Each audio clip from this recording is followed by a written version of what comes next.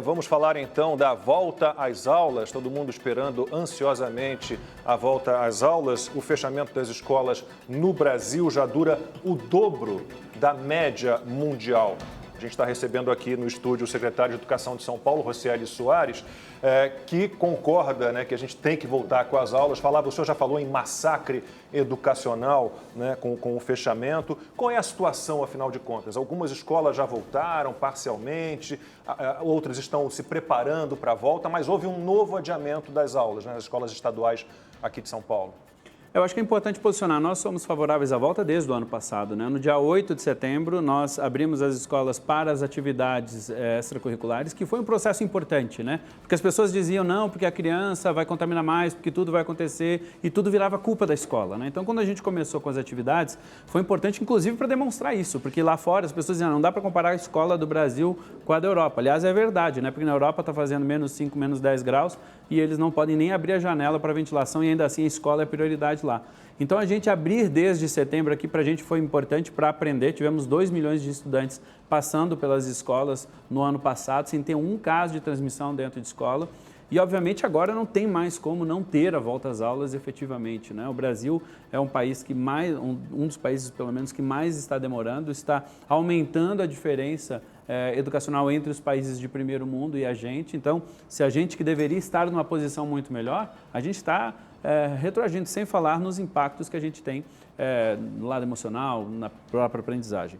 E sobre a volta, nós estamos autorizados, então nesse momento pode voltar com, mesmo na bandeira vermelha, na bandeira laranja, as aulas estão autorizadas, as escolas privadas, muitas delas começam amanhã, ou já até algumas já começaram desde a semana passada, né? Então, a mudança no calendário da rede estadual do dia 1º para o dia 8, nada tem a ver com isso, porque tanto que, independente de estarmos em bandeira vermelha ou laranja, nós retomamos as atividades no dia 8, mas sim para aumentar uma semana de planejamento. Somos uma rede de 5.000 escolas, né? Poucas redes existem no mundo com tamanho desses. Então, para aumentar o planejamento para que esse retorno seja o mais apropriado e mais redondo possível, que isso é fundamental também.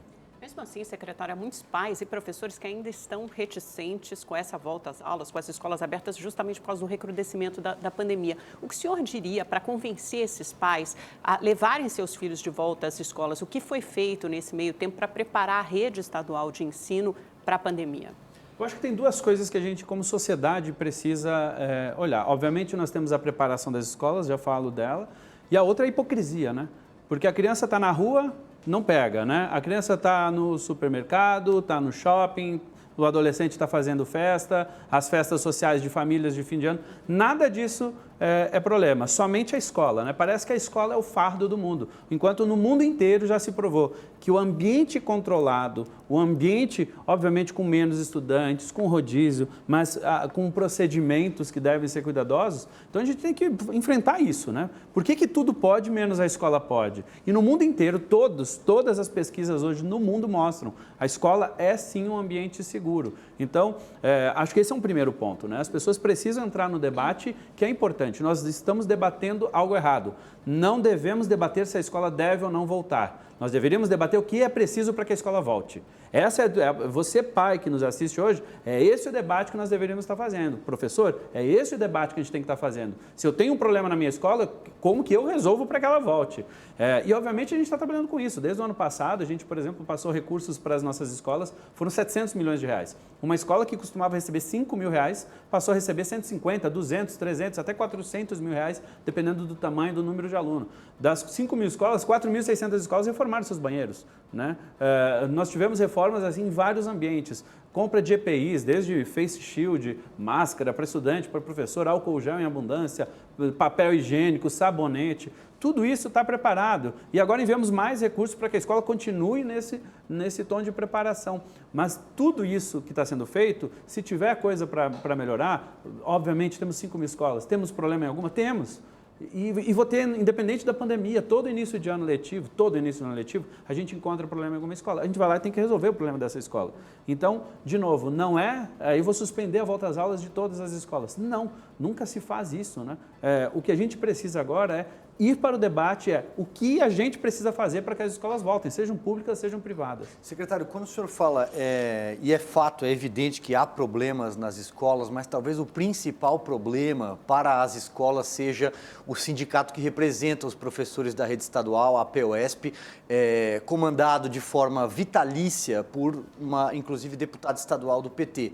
E ela já anunciou que, aliás, já entrou com uma ação para tentar impedir que os professores retornem às escolas. Como é que o Estado se prepara para enfrentar uma situação quando, finalmente, e ao meu ver até de forma tardia, as aulas podem ser retomadas, mas os professores podem querer ficar em casa com os braços cruzados? Bom, primeiro, acho que tem uma coisa muito importante nessa relação com o sindicato. O sindicato entrou com mais de uma centena de ações judiciais, a bem da verdade, né? Os sindicatos, né? Na educação, nós temos aqui 9 sindicatos ligados à Secretaria de Educação do Estado, por exemplo. A POSP é um deles, é o maior deles. Mas, primeira coisa, nós não delegamos a decisão a sindicato, né? O sindicato tem o direito de fazer a sua opinião, né? De lutar lá pelas bandeiras que eles acreditam. Eu acredito na escola funcionando com o professor na sala de aula e nós vamos brigar por isso. Se houver greve, nós vamos judicializar. Vai ter falta no ponto, não vai ser possível fazer uma negociação. Não dá para pôr na mesa, a negociação deles é voltar só depois da vacina. Isto, para a gente, não é possível de ser negociado. Né? Podemos olhar todas as condições, discutir uma série de fatores, mas o ponto central não existe. Então, se houver a tentativa de greve, nós também vamos estar reagindo nesse sentido. Todas as outras condições, obviamente, a gente tem que estar lá apurando, acompanhando. As escolas têm que estar organizadas, tem que ter o cumprimento dos protocolos. Isso também não dá para abrir mão do outro lado, que obviamente a gente quer a segurança. Mas hoje a relação com os sindicatos ela é neste nível, porque eles, antes de conversar, eles judicializam. Ora, se está judicializado, a justiça está decidindo. E nós, graças a Deus e ao bom trabalho da PGE, estamos ganhando todas desde o ano passado. Só para complementar, secretário, existe a possibilidade de substituição? Existe alguma substituição de professor? Existe alguma saída caso isso aconteça? Porque eu não duvido que esse pessoal vai cruzar os braços e não pode falar, ó, não vou voltar da aula. Eles fazem política e a gente conhece como eles fazem política. Navarro, assim, não dá para botar no bolo todos os professores. Acho que isso também é importante deixar claro. Assim, tem muito professor trabalhando, claro. Equipe gestora das escolas estão trabalhando presencial desde o ano passado. A gente vai proteger, obviamente, aqueles que são maior grupo de risco, mais de 60 anos e que tiverem atestado médico para o afastamento, né? Ou seja, o médico realmente dizer, este aqui é um risco muito elevado e aí a gente vai substituir.